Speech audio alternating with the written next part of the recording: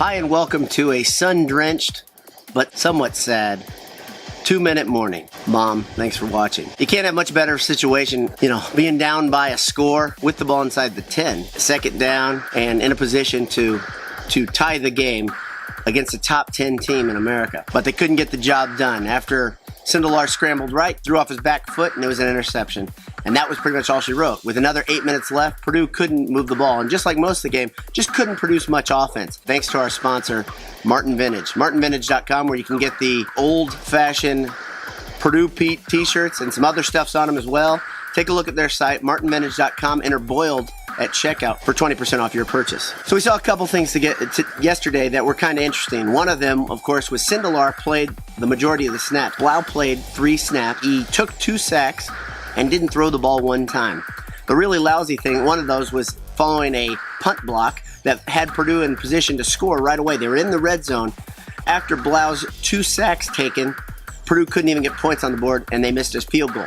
This was a key moment, but it really was indicative of much bigger problems. Purdue couldn't move the ball all day against Wisconsin's very, very stout defense. When Purdue plays athletic, strong teams, they really struggle against that bump coverage. It takes away all receivers on the outside. Then their linebackers are able to match up really well with Purdue's tight ends. That's just the way it's going to be, period. I don't think there's a silver lining. I don't think this will get better as the season goes on, because one of the questions I've been asking about is there going to be a receiver, a third or fourth receiver, rise to the occasion and become that option? I don't think it's happening this year. So following the first 2 drives where Purdue gave up 14 points almost unabated, they didn't stop Wisconsin's run attack. They didn't stop their passing either. When Wisconsin wanted to do either, it felt a lot like a Hazel or Hope team versus Wisconsin. Purdue could do nothing. But then Coach Holt's defense stepped up and started playing as we're accustomed to seeing them playing.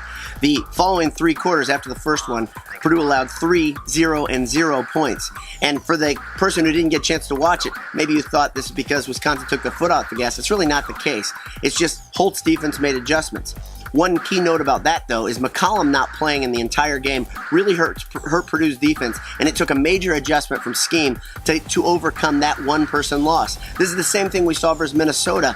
When Bentley was out, Purdue was a different team. Another key stat, Purdue had 2 interceptions and another fumble recovered. This is something, I know my buddy Michael Henry didn't think this was going to be a thing for the defense all season, but it looks like this defense is just really opportunistic. And at the same time, the offense doesn't take advantage of any of the things that are given to them, and they haven't this year versus the really good teams. One of the things I liked in the post-game comments was hearing defenders saying that they could have done better, they could have done more, and they just didn't do enough to stop the run. And really what they're referring to is that first quarter. Instead of the players focusing on the successes they had late in the game, they all seem to focus on the things that they could have done better to help Purdue win. That's a good thing for the games coming up and the outlook of this team, in my opinion. So now Purdue has fallen to 3-3, but has a 4-game stretch of winnable games. As I've been talking about, this stretch makes or breaks the season, in my opinion. I'm Boiler Dowd. This has been the Handsome Hour, sponsored by MartinVintage.com. Thanks for watching. Thanks for listening. Have a great day and have a great week.